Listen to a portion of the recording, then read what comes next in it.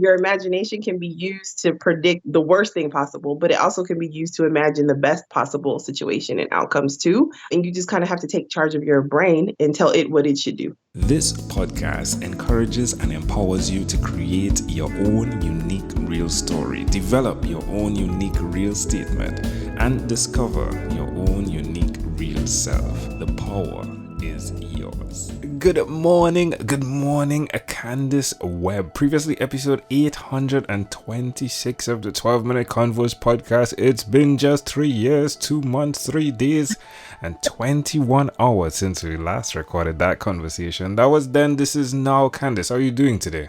I'm wonderful.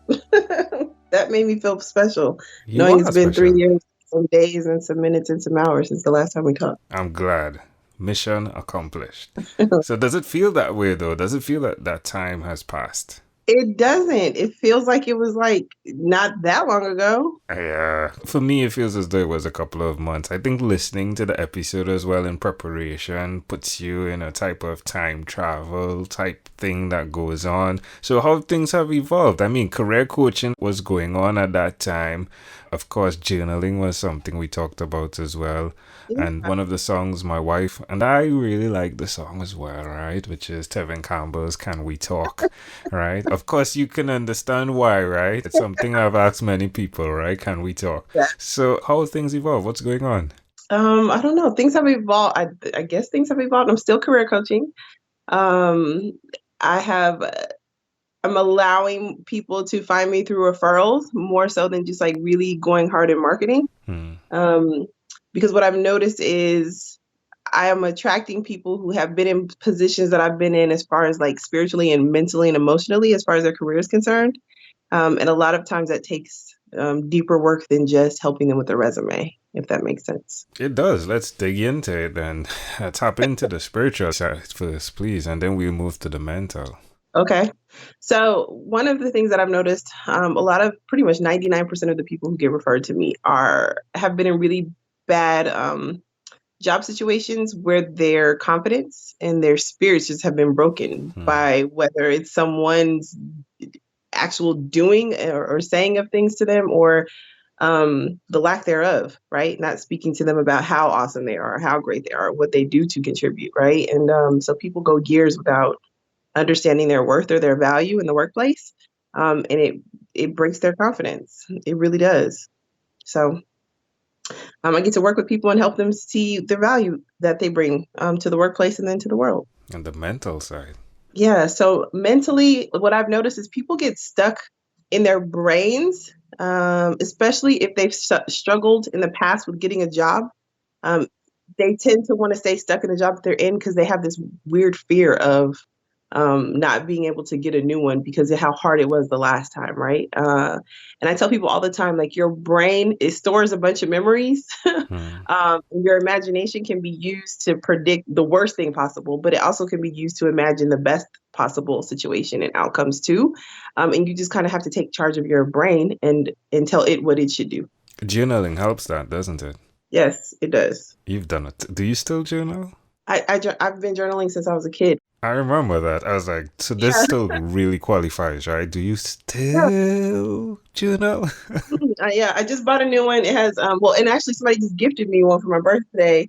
It's a really cool journal. I haven't started writing in it yet, but I got to finish the journal I'm in. But my mom reminded me that when I was young, because I'm a strong personality, we would get into arguments. And because, growing up, especially in a Black household, you don't really get to talk back to your parents. So instead of me getting in trouble, I would finish whatever we were talking about. And then I would go in my room and I would write pages and pages and pages and pages of stuff to my mom. And I would slip it under her door because for me, writing was my way of communication. It's intriguing. Your mother listened, though, to read it. She would be. It's a form of listening as well, isn't it? So again, like we can qualify that it's one thing to write in your journal. It's another thing to go back and read it. Yeah. So I found a journal from when I was in high school. Funny thing, it has a unicorn on it too. So apparently unicorns not have a thing for each other. But it was talking about, I was young. I was like probably 14. And I was talking about one of my boyfriends who had cheated on me with another girl. And I just talked about how I'm not going to let any man come in my life unless he can bring me a real life breathing unicorn. Like, so Mm. it's interesting to look back and see where you were mentally, and maybe some of the consistencies, right, that you kind of have 20 years later. Yeah. Now, your daughter, does she communicate in similar type format? My daughter writes notes to me. I have a whiteboard in my home office, and she writes notes to me on my whiteboard. Wow. Um, when I'm traveling for work, she'll send me text messages from my mom's phone or her dad's phone just to say hi. Yes, she's very much a writer. That's intriguing. How old is she now? She is 6. Wow. Isn't it fascinating how those things pass on, though? Yes, I just watch her and I'm like, wow, this is she had no control over. There's so many people out there that are seeking to transition from careers, and I know it's a short podcast, but please give them at least one first step that they can take to even assessing if they should transition from the career they're in.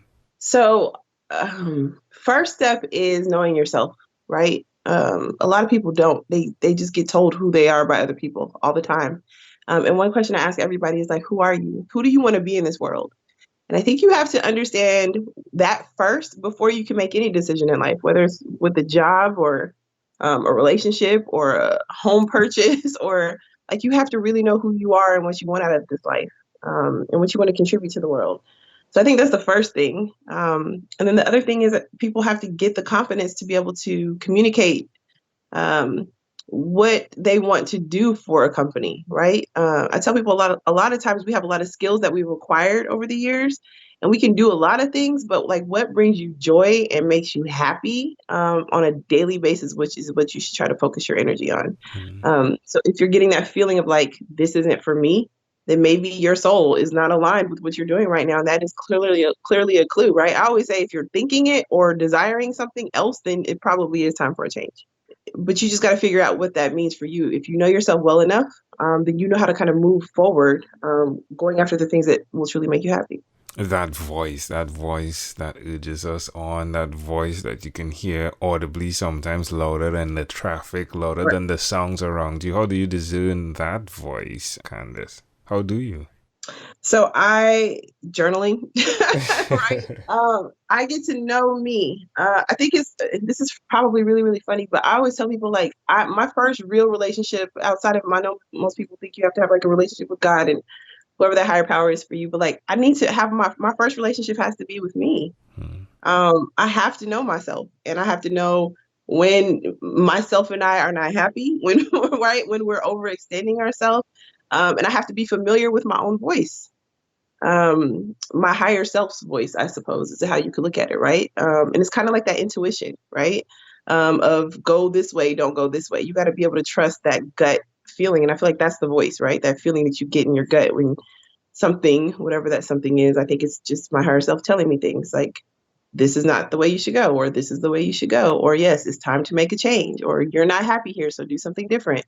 And you have to trust that. And if you know yourself well enough, then you should be able to recognize that voice. There's a conversation of death. We just saw Kobe Bryant die, and it's really interesting because as real as it is that we understand that, hey, it's possible for any one of us to die, the Mhm. truth is it's like he existed in a space in our mind that doesn't connect with reality, Right. right? The TV space.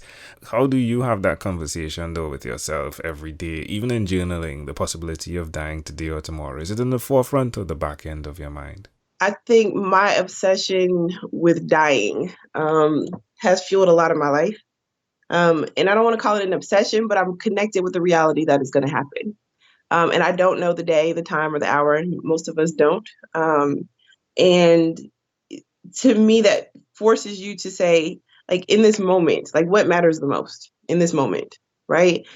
If everything that I'm doing while I'm awake and moving across this earth is serving a purpose towards the goals that I want to accomplish in my life, there, as long as they're aligned with that, then that is how I kind of gauge if I'm living my best life, right?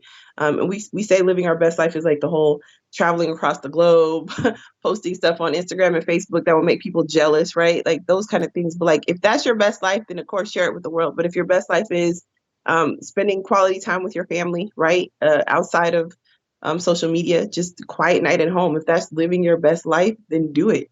Live your best life every single day. But I think about it all the time. If I go today, what have I taught my daughter that she can live with for the rest of her life, right? Or if I go today, are people going to come to my funeral and say the things that I want them to say, right? There's going to be a few people that are going to be like, she was a psycho and she cussed people out a lot, right? There are going to be a few people who say that probably because they've had to experience that side of Kandis, right? Especially if it had anything to do with mistreatment of my kid, right? But then there are also going to be people who talk about the things that I did positively for the planet and for other people. And I think you just have to be okay with both, right? I'm okay with both. Whoever wants to show up and say whatever they want to say about me, 99% of the time is going to be 100% true. Yeah, I guess it comes directly back to your career doesn't start with a 9 to 5. Your career is a lifetime, isn't it?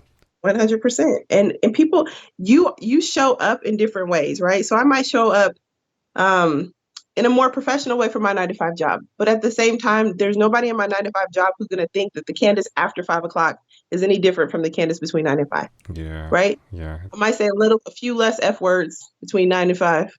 Yeah. It's a perception, isn't it? Right. But the ultimate, there should be like a common thread of people like knowing who you are at the core of your being. And I think it's important that people stay authentic to that, no matter 24 hours a day, 7 days a week. Be you. Be your own unique real self. For Kandis, my friend, it is grand to be able to check in and to know that you've not given up, my friend. Absolutely. Really excited, right? Like the fact that, hey, it's been 3 years and you've stuck course, right? So congratulations on that. In closing, my friend, is there anything else you'd like to share with our amazing audience? No, I just want to say thank you for everything that you continue to do. You haven't stopped either. And I think you're bringing a lot of positive light to people through these conversations. So I appreciate you. Yeah, in the Webb space, right? Just playing on your name, right? The Webb. Absolutely. All right. No coincidence. Kandis Webb, folks, again, a pleasure I treasure. Thank you for being on What is Inspired by 12-Minute Convos with Angel Jones. This podcast is produced by Pod Edits. Visit podedits.com for professional podcast publishing.